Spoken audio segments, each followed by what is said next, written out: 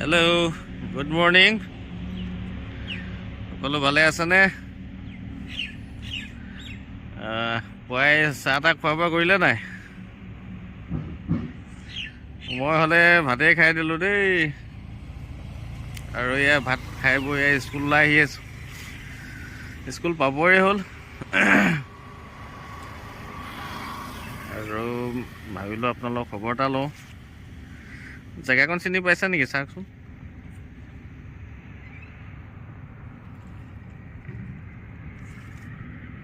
চিনি পাইছে যদি জনাব দেই।